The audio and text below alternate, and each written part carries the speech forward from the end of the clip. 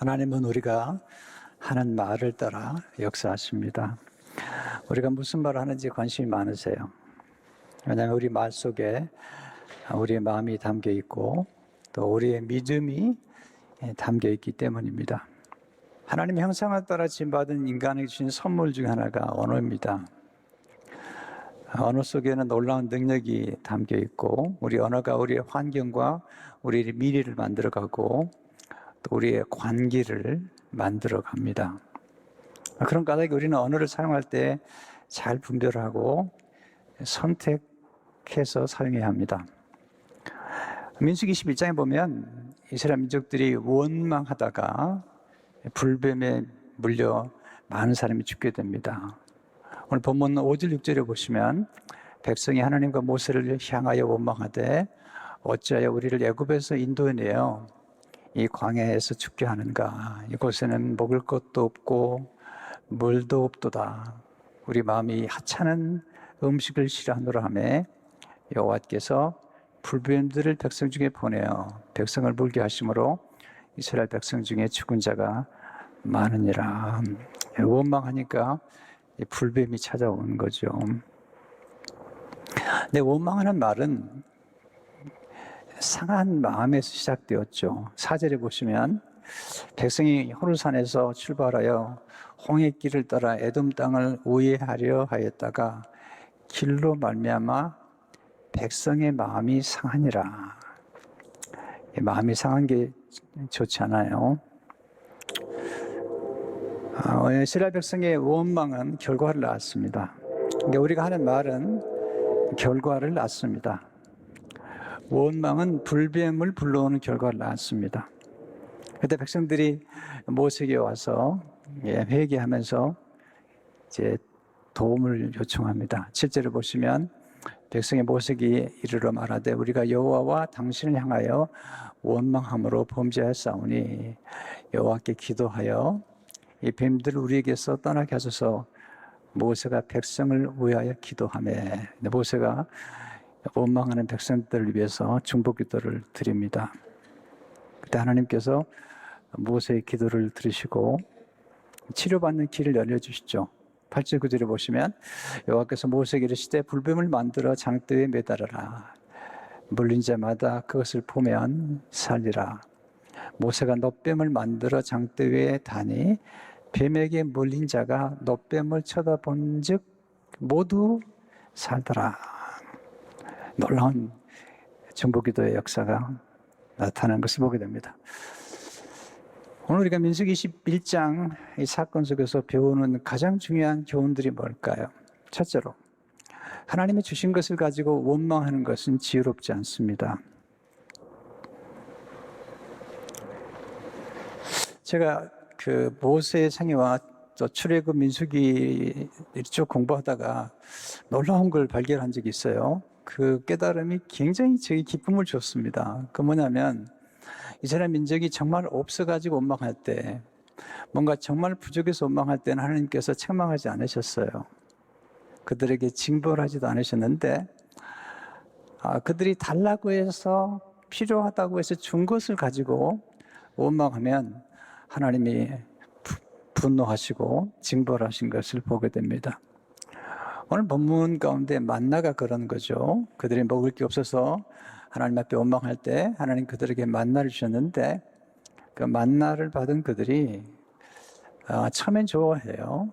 만나는 하나님이 주신 거고 광야의 선물이며 하늘의 양식이죠. 그걸 처음에 너무 좋아했어요. 감격하고요. 이것이 무엇인가. 저렇게 16장 15절을 보시면 이스라엘 자손이 보고 그것이 무엇인지 알지 못하여 서로 이르되 이것이 무엇이냐 하니 모세가 그들에게 이르되 이는 여호와께서 너에게 주어 먹게 하신 양식이라.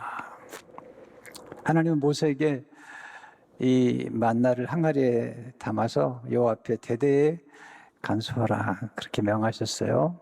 아주 중요하게 여기신 거예요. 민수기 16장 33절을 보시면 또 모세가 아론에게 이르되 항아리를 가져다가 그 속에 만나 한 오매를 담아 여호와 앞에 두고 너희 대대로 간수하라. 왜냐하면 이 만나는 하늘에서 내려온 하나님 주신 만나인데 40년 동안 광야에 머물 때만 주신 거예요. 그리고 광야 생활이 끝났을 때는 더 이상 만나가 내리질 않습니다. 하나님 매일 주셨고요. 그리고 여섯째 날에는 갑절을 주심으로 안식일을 지키게 했습니다. 근데 그렇게 간단하고 경탄했던 만나를 계속 먹다 보니까 익숙해지고 이제 그들이 실증을 느끼게 된 것입니다. 권태가 찾아온 거예요. 그래서 하나님이 주신 것을 가지고 원망하고 있습니다. 하나님께서 진노하시죠. 5절에 보시면 백성이 하나님과 모세를 향하여 원망하되 어찌하여 우리를 애굽에서 인도해내어 이 광야에서 죽게 하였는가. 이곳에는 먹을 것도 없고 물도 없도다. 우리 마음이 하찮은 음식을 싫어하노라 하며. 하나님 주신 만나를 하찮은 음식이라고 그래요. 새 번역에 보면 이렇게 번역했어요. 그래서 백성들은 하나님과 모세를 원망하였다. 어찌하여 우리를 이집트에서 데리고 나왔습니까? 이 광야에서 우리를 죽이려고 합니까? 먹을 것도 없습니다. 마실 것도 없습니다. 이 보잘것도 없는 음식은 이제 진저리가 납니다. 하나님이 주신 만나를 하찮은 음식이다. 보잘것없는 음식이다. 진저리가 난다는 것입니다. 원망하면 계속 원망을 하게 되고 원망하게 되면 눈이 어두워집니다. 그리고 원망이 가장 좋지 않은 것은 문제를 과장하는 것입니다. 여러분, 우리 인생에서 문제가 찾아오지만 그 문제를 정확하게 보는 분별력이 필요한데 우리가 문제가 찾아오면 문제를 과장하는 경향이 있습니다. 이스라엘 민족들이 지금 광야에서 하나님이 그들을 불기둥과 구름기둥으로 인도하시고 놀라운 기적을 일으켜 주시잖아요. 하나님이 그들과 함께 하시잖아요. 근데 광야에서 그를 죽게 한다고 말하고 그 다음에 먹을 것도 없습니다. 다 먹을 것 주셨는데요. 매출하게 만나 마실 것도 없습니다. 반석에서 물을 주시고 쓴물을 단물로 만들어 주셨는데 그렇게 과장해. 문제를 과장하고 이것도 없고 저것도 없다고. 그러니까 원망하게 되면 없는 것만 보이는 거죠. 하나님의 은혜를 망각하게 만들고 하나님의 능력을 불신하게 만드는 게 원망이라는 것입니다. 그래서 우리가 하나님이 주신 것, 우리가 하나님 앞에 기도해가지고 달라고 해놓고 그걸 주셨더니 그걸 가지고 또 원망하는 경우에 하나님이 그걸 아주 싫어하십니다. 하나님 이스라엘 백성들에게 애굽에서 그들을 인도해내서 하나님이 약속한 가나안 땅을 주시겠다고 약속하시고 정탐꾼들이 갔는데 하나님이 예비하신 땅을 악평했어요. 12명의 정탐 가운데 10명의 정탐꾼들이 악평했습니다. 하나님이 주신 것을 악평한 겁니다. 민수기 14장 27절 28절을 보게 되면 나를 원망하는 이 악한 회중이가 내가 어느 때까지 참으랴. 이스라엘 자손이 나를 향하여 원망하는 바 그 원망하는 말을 내가 들었노라. 그들이 이르기를 여호와의 말씀에 내 삶을 두고 맹세하노라. 너희 말은 내 귀에 들린 대로 내가 너에게 행하리니.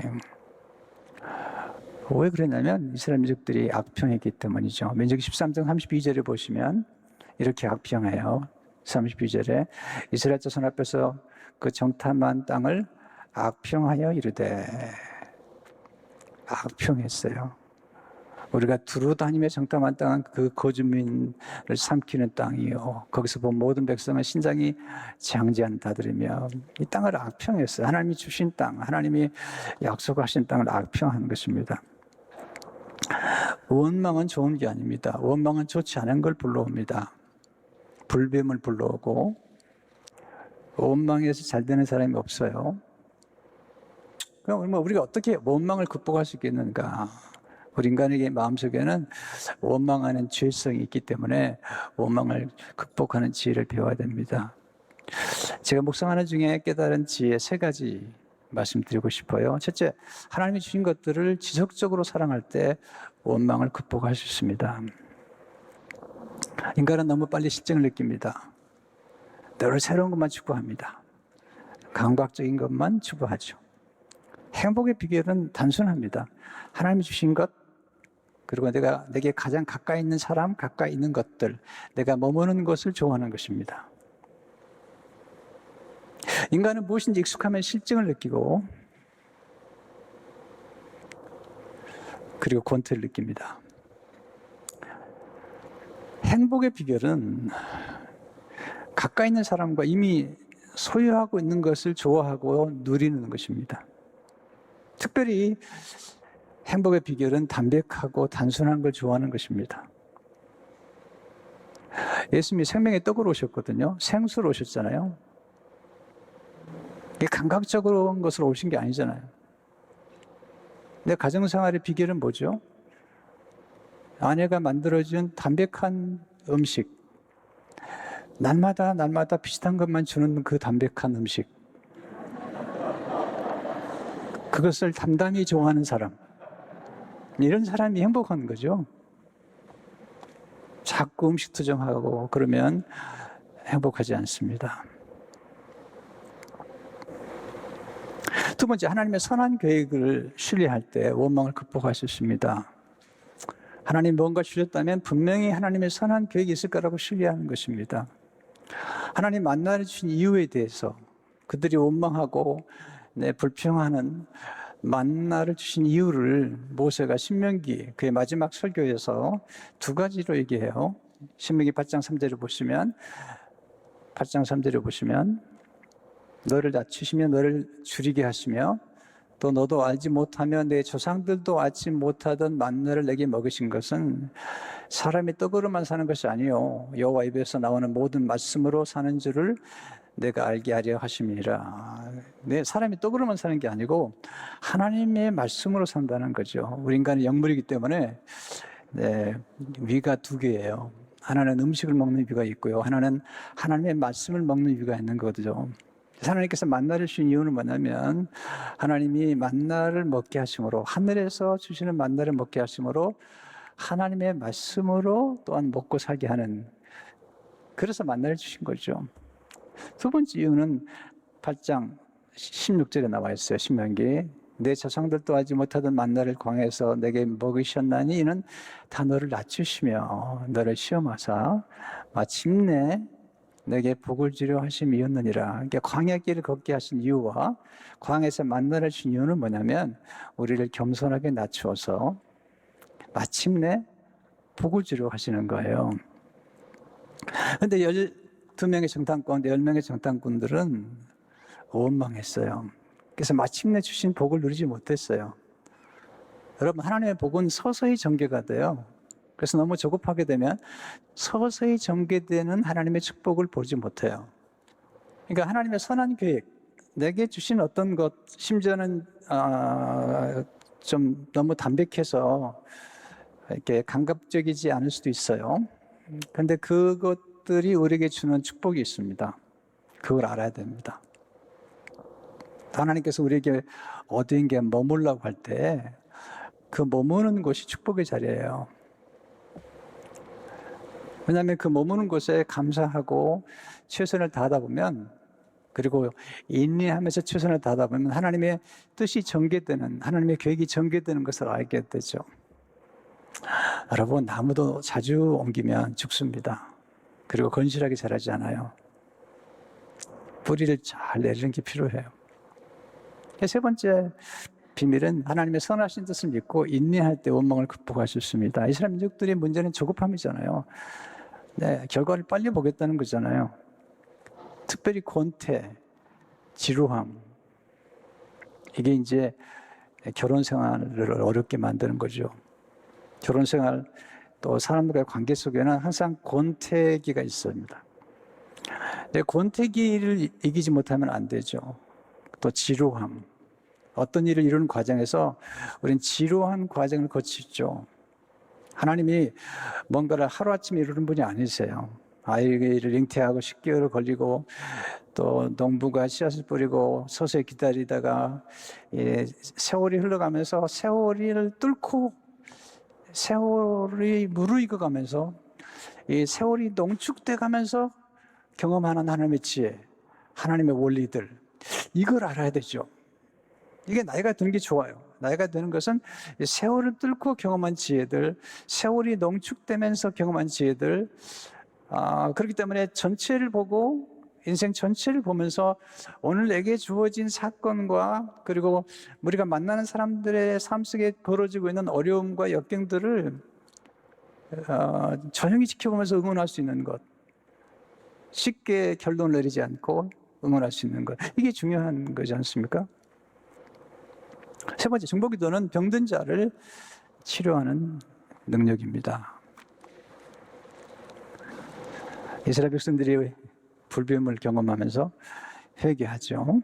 그리고 모세에게 중보기도를 부탁합니다. 7절에 보시면 백성이 모세에게 이르되 말하되 우리가 여호와와 당신을 향하여 원망함으로 범죄했사오니 여호와께 기도하여 이 뱀들을 우리에게서 떠나게 하소서. 모세가 백성을 위해 기도하며, 이스라엘 백성들도 기도의 능력을 알아요. 여러분, 기도의 능력을 아는 건 굉장히 중요한 겁니다. 기도의 능력을 아는 사람만이 기도를 부탁하는 거예요. 바로도 기도의 능력을 알아요. 그래서 모세에게 재앙을 만날 때마다 모세에게 기도를 부탁해요. 놀랍잖아요? 하나님 믿지 않는 바로가 모세에게 기도를 부탁하는 것. 저는 예수 믿지 않는 사람도 가끔 제게 기도 부탁하는 것도 보고요. 또 축복 드려지면 너무 좋아해요.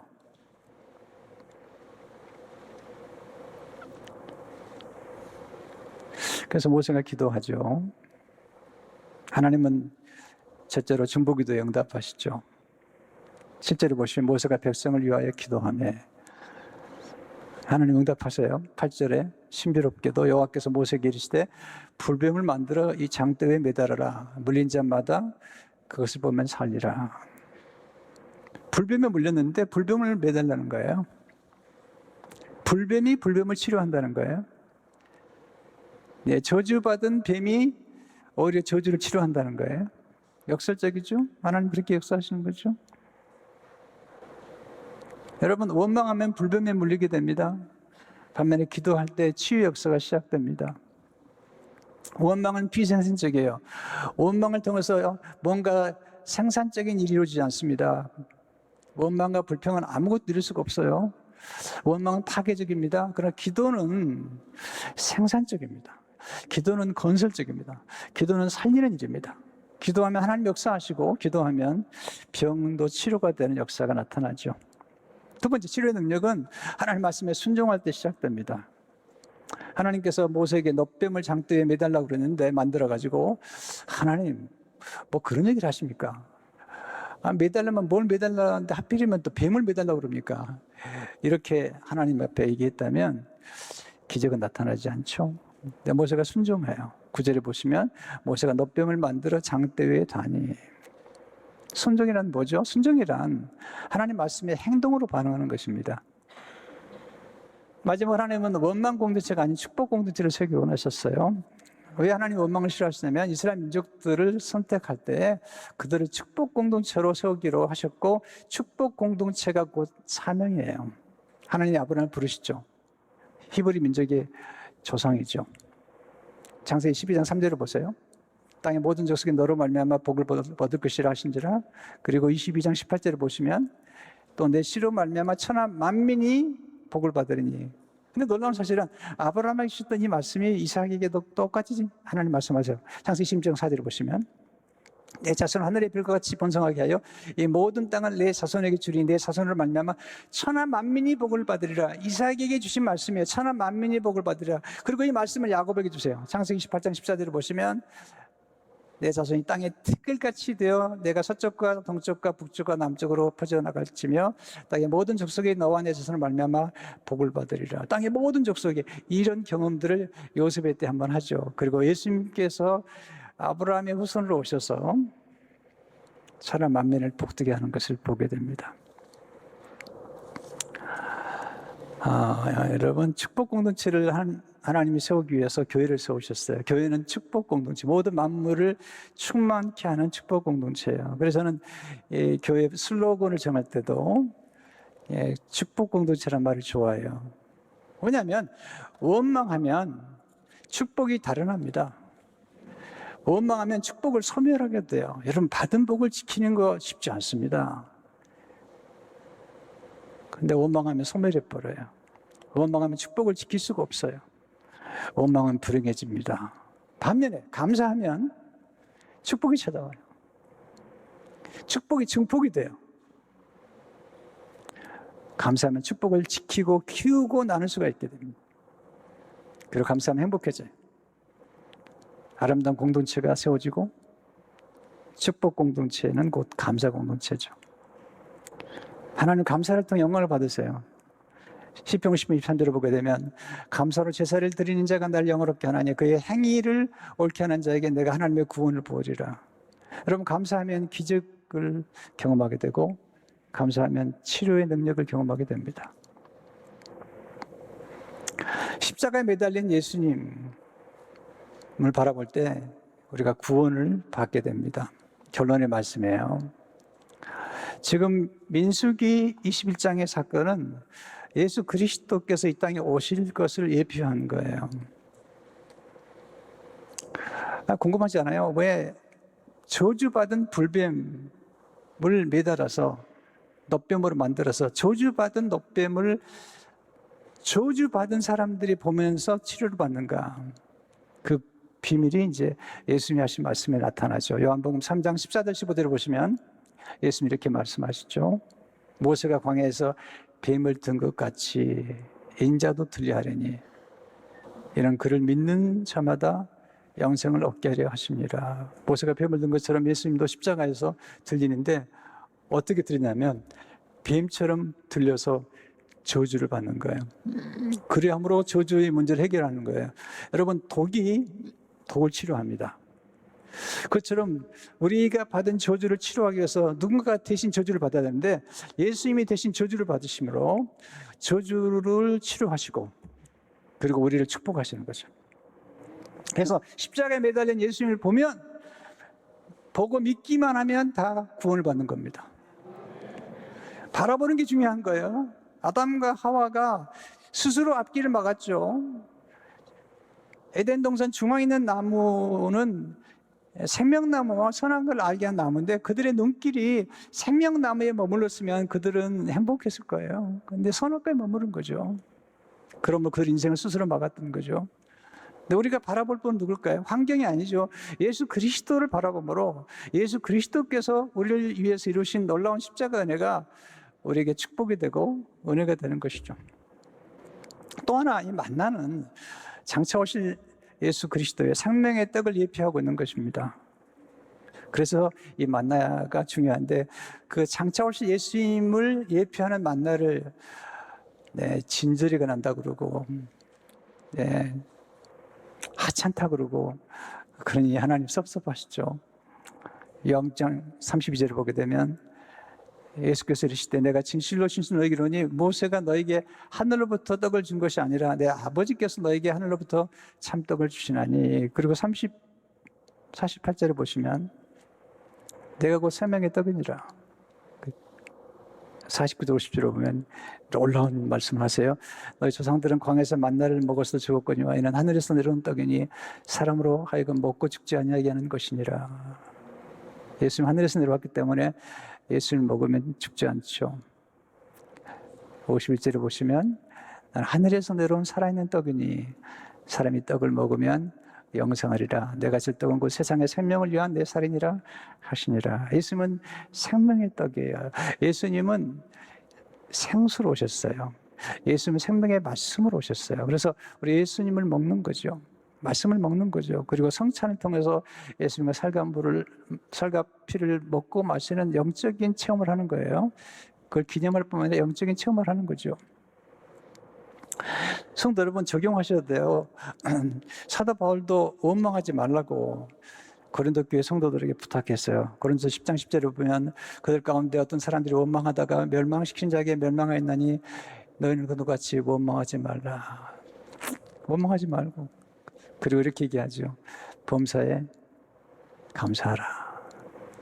왜냐하면 범사에 감사해야만이 우리 삶이 풍요롭기 때문이죠. 감사하면 복을 받게 되고 관계가 좋아집니다. 그리고 감사하면 감사하는 사람들끼리 모이게 되죠. 그러면 삶이 풍성해지는 것입니다. 감사해서 눈이 열려요. 눈이 열려서 내가 아직도 가지고 있는 것, 그리고 내가 가지고 있는 것이 얼마나 소중한지, 내 곁에 있는 아내와 남편이, 내가 주신 자녀들이 내가 지금 머무는 곳이 얼마나 좋은 곳인지를 알게 돼요. 내 원망하면 눈이 어두워져요. 하나님의 은혜를 망각하게 되고 자꾸 문제만 크게 보여요. 그러면 인생이 아주 고단해져요. 좋은 게 눈에 안 들어오면 인생이 고단해지는 거예요. 행복이란 간단한 거예요. 좋은 게 자꾸 보이면서 좋은 것을 보면서 경탄해야 돼요. 감탄할 때 거기서 우리의 삶 속에 행복이 깃드는 거예요.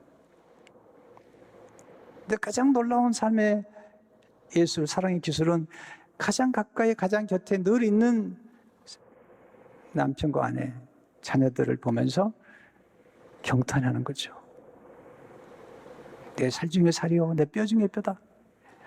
그렇게 아담이 경탄한 것처럼 그렇게 경탄하고, 또 가장 가까이 있는 사람들, 교회 성도들끼리 서로들 감사하고 그러면 삶이 부여로워지고 행복해집니다.